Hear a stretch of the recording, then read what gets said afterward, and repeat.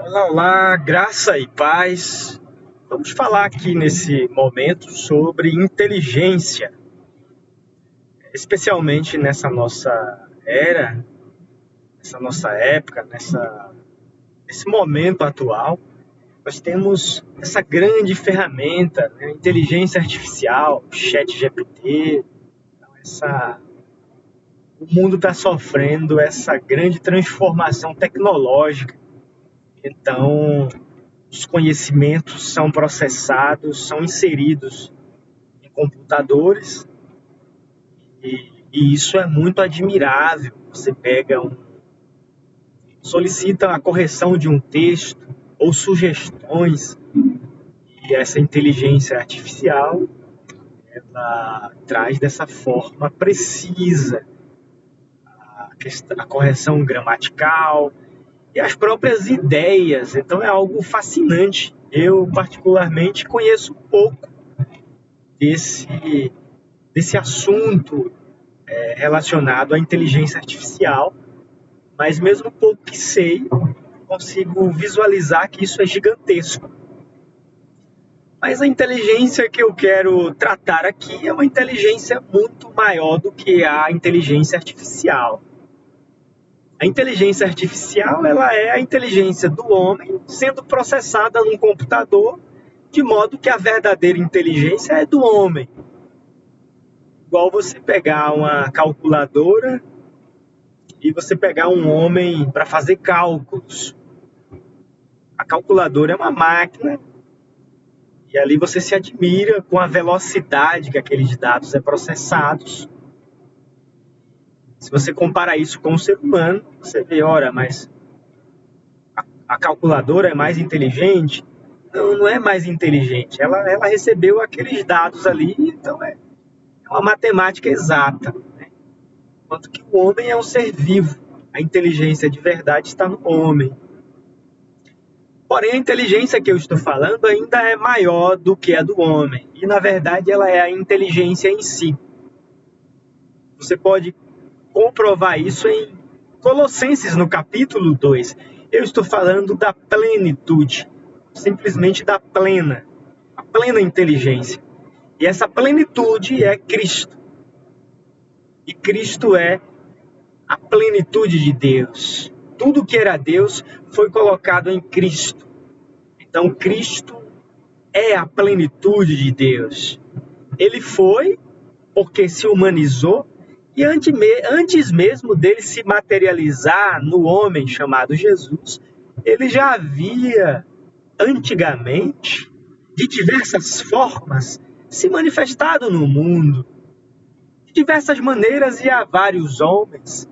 No entanto, em Jesus, ele então cumpre todas as coisas, se materializa para fazer o sacrifício perfeito. E o que aconteceu com esse Deus? Ele está na igreja. Deus em Cristo, Cristo na igreja. E a igreja somos nós, uma vez que o sangue foi vertido para tirar o pecado e então estabelecer essa nova aliança, aonde Deus mesmo, esse grande Deus que habitou em Cristo, habita aqui na igreja, em nós, no corpo de crentes. Isso é sintetizado em João 14, 20. Naquele dia vocês saberão que eu estou em meu Pai. Jesus disse isso. Eu estou em meu Pai. Vocês em mim e eu em vocês. Então essa é a grande obra, essa é a consumação. Esse é o máximo de Deus, a nova aliança, o pleno cumprimento da nova aliança, que é Deus, a própria divindade habitando em seres humanos. E isso começou do homem perfeito, porque no reino perfeito só existem seres perfeitos.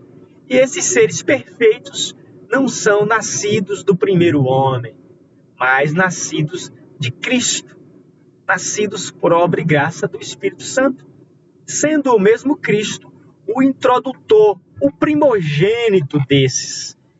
Então, Tiago aborda isso dizendo que nós fomos feitos como as primícias da criação. Isso é uma glória imensurável. A mentalidade humana não faz ideia do quão glorioso isto é. Mas vamos lá então. 1 aos Coríntios, no capítulo 2, a partir do versículo de número 7, essa grande inteligência da qual eu estou falando é a sabedoria de Deus.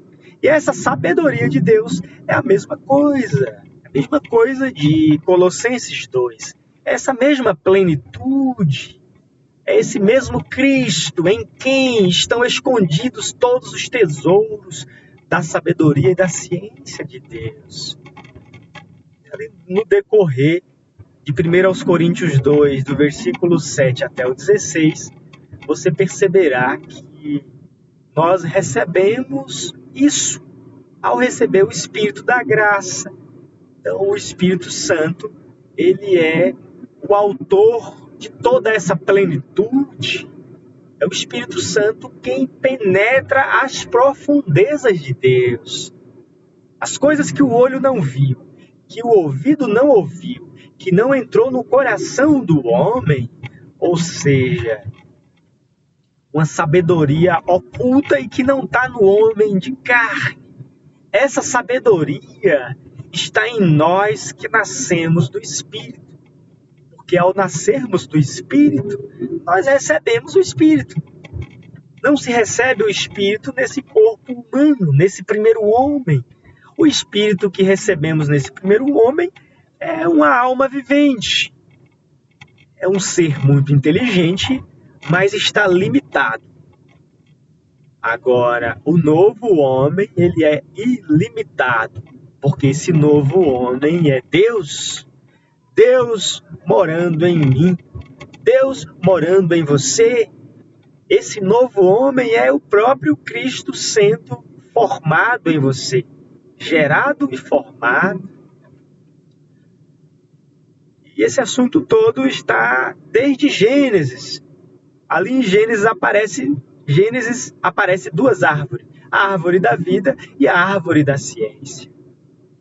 Da árvore da ciência, a gente percebe ali que tem toda essa ideia do pecado, e através do pecado desenvolve-se toda essa criação do primeiro homem que pecou. Então a árvore da ciência do bem e do mal tem toda a relação com essa primeira criação.